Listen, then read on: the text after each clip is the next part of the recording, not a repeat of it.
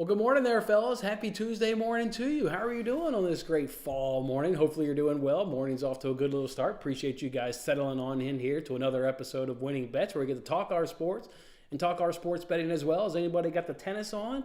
Down there at the ATP Shanghai, Erzkash versus Zhang. Had a really good first set, go to a tiebreaker. Now Zhang's up an early break here in the second set, so we'll get to enjoy a little tennis this morning as well. How about last night there in the MLB? How about Braves on that dramatic comeback, overcoming Zach Wheeler, just having an incredible outing there. Did Zach Wheeler racking up 10 strikeouts over the course of 6+ innings.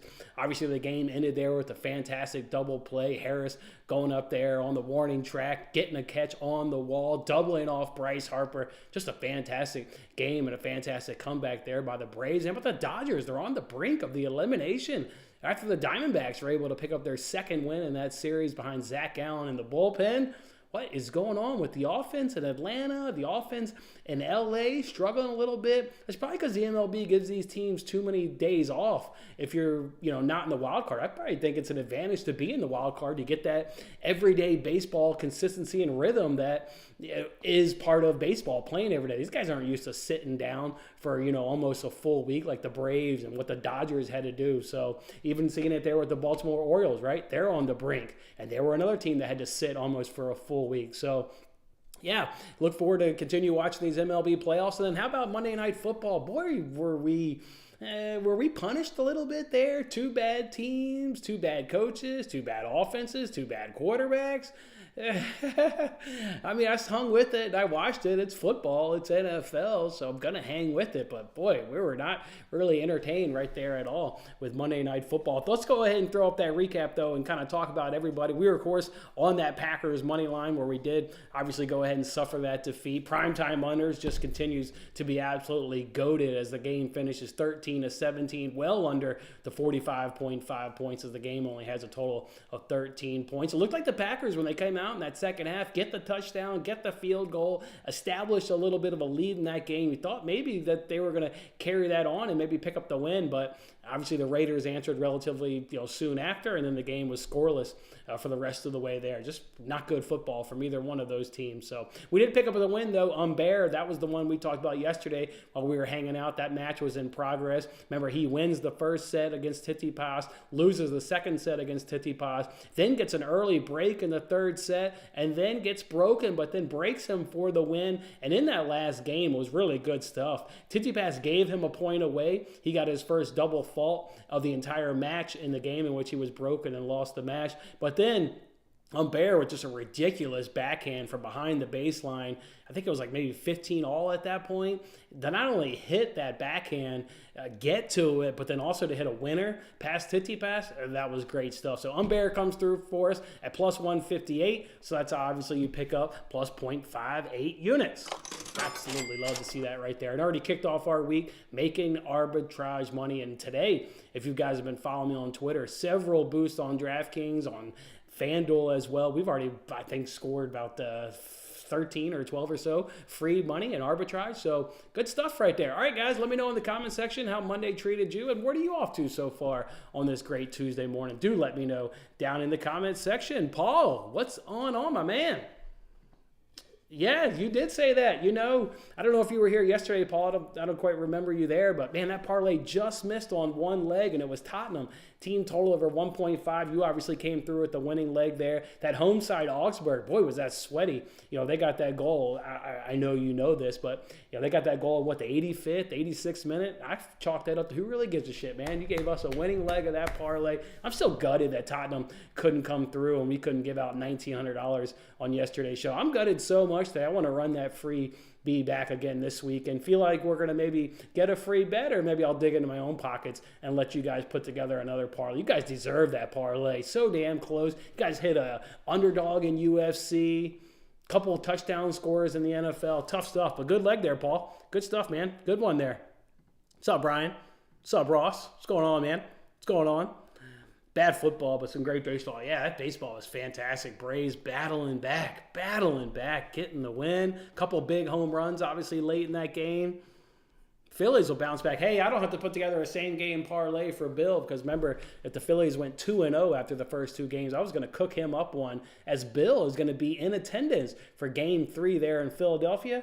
No. We're still going to cook up a same game parlay for Bill. This time we'll just give the winnings to everybody. We'll give Bill some of the winnings as well to cover, his hot dog and beer tab while he's at the game. But then we'll spread it around. So come on back for tomorrow's show. Game 3 in Philadelphia against those Phillies and Braves. Let's cook ourselves up a little same game parlay to try and give away some cash then on the following day. But yeah, great stuff. Bad football. But yeah, we are getting definitely some good baseball.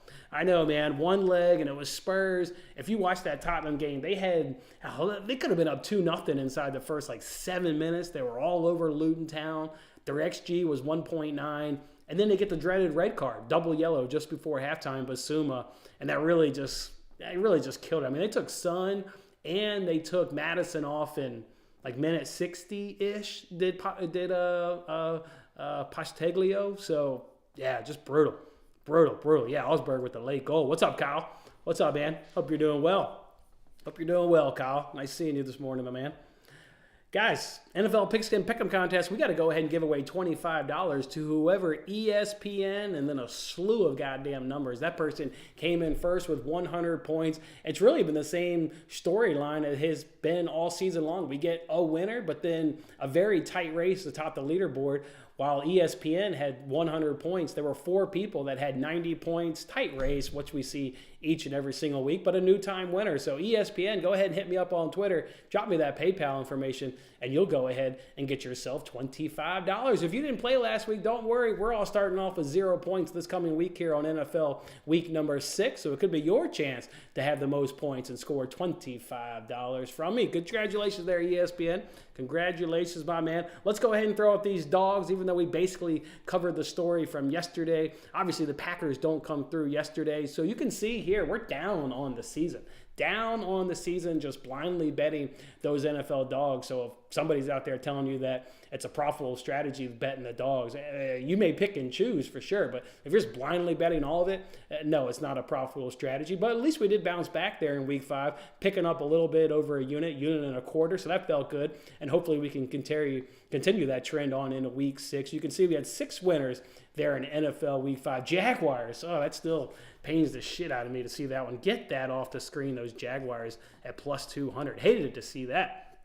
All right, guys, let's first talk NHL. Again, I tweeted out tons of free money opportunities. Over on BetMGM, if you put together any NHL play, whether it's a single or a parlay, it's risk-free. Whatever you bet up to $25, you'll go ahead and get that back in a up to $25 free bet. So we, of course, have used the advantage of that. And there's no real analysis to this. A, it's week 1 in the NHL. And B, I don't really cover NHL other than maybe from a player props perspective, as you saw from last season. So no real analysis on this one. Tail it if you want it. If it loses, you'll get a free bet back over on MGM. But give me an over, give me an under, and give me a dog in the Kraken and see if they can't pick up the win there on the road tonight in Las Vegas. That's how I'll roll tonight. See if we can hit that, and then obviously convert that into our unit bankroll on tomorrow's show. That would be a nice little hit. Let's talk some NASCAR, though. Remember, we're coming off a weekend in which we went 4-0 there at the Charlotte Roval. Well, now the guys go out west to Las Vegas. I'm going to go ahead and already jump on a play here of Chase Elliott over Brad Keselowski at minus 120, and you can find that bet over on Caesars. Let's go ahead and talk about what these guys have done in the playoffs. There's, of course, been 6 races in the playoffs so far. Elliott has gotten the better of Keselowski in 4 of those 6 races. The 2 times that he wasn't able to beat Keselowski, it was very tight margin. Keselowski got 6 and Elliott got 8 over in Darlington. And then the other time Keselowski picked up the win, he finished 7th, where Elliott finished 11th down there in Texas. So 2 losses, 2 very close losses. Otherwise, Elliott, again, has gotten the better of Keselowski in the playoffs, winning 4 of the 6. Elliott, if you want to go ahead and look at what they've done at Vegas, the last 3 times, Elliott has won 2 of those last 3 here at Las Vegas, including 2 top 10s in which Keselowski has not not picked up a top 10 in his last 3 races there out at Las Vegas. Elliott's driver rating here at Las Vegas is better than Keselowski's. Elliott's driver rating is 97. Keselowski's driver rating is 83.5, so we get that. And then also just look at what these teams may be doing in terms of a strategy, right? RFK Racing still has Chris Buescher still in the hunt, so they're going to obviously naturally now put more of their focus on to Chris Buescher and, trying to help him get into the Final Four down there in Phoenix. And don't forget about Chase Elliott. He's still got something to ride for. He's in the Owners' Championship there for Hendrick Motorsports. So obviously with the prize that comes along with that, they're still taking that competition, the Owners' Championship, still very seriously. So it checks the boxes, right? He's been beating them recently, so he's got the momentum. He's got the better data here at Las Vegas than Keselowski. And both of these guys, I would say Elliott's got a little bit more to drive for being in the Owners' Championship and really being in that hunt where, again, RFK really going to turn their attention to Chris Buescher and trying to help him get into Phoenix to see if he can't lift himself a championship. So I'll roll with Elliott over Keselowski. I've got another one earmarked, but it is minus 140 over on Caesars where, Bet Rivers hasn't posted their head-to-head matchups yet, neither has BetMGM or FanDuel. So I want to maybe see if we get the same matchup, but at a better price. Denny Hamlin, minus 140 up against Martin Truex Jr. Truex Jr. has been disastrous this entire playoffs, and it really kind of highlights maybe a little bit of a flaw with the NASCAR, which I know that's a separate conversation, but you got Truex continuing to advance in the playoffs. He doesn't even have a top 15 yet in these playoffs. So a very strong, obviously, regular season, but a really, really poor playoff so far. His best finish in the playoffs has been 17. Again, no top 15s of the playoffs. Meanwhile, Denny Hamlin in the playoffs, hell, he's got a win. He's got 4 top 5s so far here in the playoffs. Denny Hamlin's been better at Vegas since 2020. He's got a win, 4 top 5s, a driver rating of 108.4, and he's led 351 laps. Meanwhile, if you look at Truex Jr. here at Vegas since 2020, got no wins, only 2 top 5s, a driver rating of 100.4, and he's only led 12 laps. So you get all the momentum here in Denny Hamlin over Truex Jr., and obviously you get the better numbers also at Las Vegas. Just don't get a good price at minus 140. So maybe it becomes a parlay piece, or we'll wait to see if we get the same matchup on the other books. But I do want to go ahead and lock in Chase Elliott over Keselowski right now, minus 120 over at Caesars. And that's how we're rolling. If you want to go ahead and look for Thursday Night Football and think, boy, how can we attack Thursday Night Football? Well, the Broncos are dead last in fantasy points allowed to the quarterback position per game. So you're like, okay, well, could be a nice little night there for Mahomes. Could be a nice night, maybe for his tight end. They're the 5th worst team in defending the tight end position. So maybe Mahomes, good little night for Mahomes. Then you look at the Broncos. Not only do they allow the most fantasy points per game to the quarterback position, they also allow the most points per game from fantasy to the running back position. So how the hell are the Chiefs going to attack this Broncos defense? It looks like if they decide to do it in the air, running, they can have success, obviously, in both of those. So that kind of really, hampers maybe trying to predict the game plan and predict the game script that the Chiefs may use. Could use a combination of both. Makes it really, really tough. So I'll go ahead and lay off for now. Of course, the Chiefs, certainly pick up the win. Maybe we can cook up a, same game parlay, reduce a couple legs. But just earlier on, just trying to maybe jump ahead of the market because, doesn't look like anybody's kind of tweeted out a play yet. That's probably the reason, because it's trying to predict how you're going to go out about it. And go about this Broncos defense any goddamn way you want. Obviously, no real surprise. They continue to be one of the worst teams, in the league. So we'll keep looking at Thursday Night Football. We'll, of course, hopefully be able to lock in a play. The total's at 49. Kind of like the Chiefs team total. Bet Rivers, you can do 29.5. Over on FanDuel and DraftKings, it's already 30.5. Although they've only hit 30 points in like one of their last, I think it was 4 head-to-head against the Broncos. But again, some of those Broncos defensive numbers were absolutely atrocious. So I don't know. We'll keep going through the numbers there on Thursday Night Football and see what we can go ahead and dig up there. But for now, that's where we stand right there for Thursday Night Football. The Bills were jet lagged. I think that's just an easy excuse, man. I've been watching the Bills for 40 years now. They've had games where they just look really bad on offense for whatever reason. I'm going to agree with you that the jet lag plays a part, but I'm not going to solely put it on that. But, losing Matt Milano, you heard it there. Was it Jamie, whatever her name was?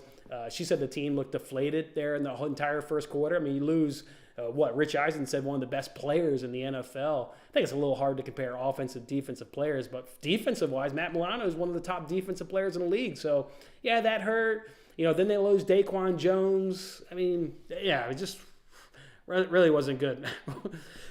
Wasn't a good day, man. Love an early NASCAR play. Yes, let's get it, boys. Let's get it, boys. Let's get it. Let's get it. See if we can't continue last week's momentum. Looks like Zhang's up a break here in this second set. 15-30. He's getting us just to serve for the set here. Serve for the set. See if we can go to a decisive third set here in Shanghai. The local trying to force a third set. All right, boys, that's how we're rolling today. A little NHL free roll is the only play. If you wanted to look at baseball, I mean, of course, I like the under, right? I mean, I do like the under. I like the under more in Astros Twins. It didn't hit in game 1. The under hit in game 2. It's at 8. I don't know. Game 2 would have been a push at 6-2, but I like it. I mean, it's not terrible. The outs props though is really wild here. Like Dean Kremer, his outs prop is 10.5. Trying to tell me he's not even going to go 4 innings. Christian Javier, his outs prop is 12.5. So thinking he just goes 4 innings. And Sonny Gray is 14.5. He's looking pretty good these playoffs. And Evaldi's also at 14.5.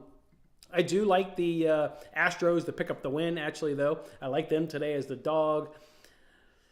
It's hard to stop these Rangers. And, again, maybe it's the long layoff there by the Orioles, but, they've definitely been cooled off. Would probably go to the Rangers. Oh, hold on a second. Hold on. I got to take this call right quick. Hold on. Let me throw you guys on mute for a second. Hold on.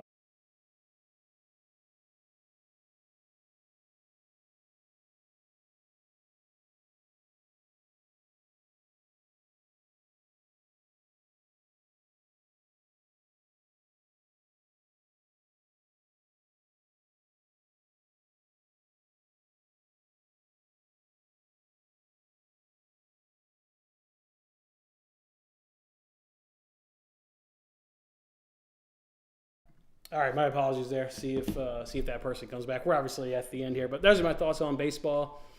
Yeah, I'm probably not going to dabble. Probably not going to. Like, you could take a stab at an under, but yeah, I'm not quite going to go ahead and get there. So, all right, boys, that's how we'll roll. NHL free roll, NASCAR look ahead there for Sunday's race down in Las Vegas. Come on back for tomorrow. See if we do bet some more MLB. See if we don't pick up an NHL win and maybe make another play tomorrow.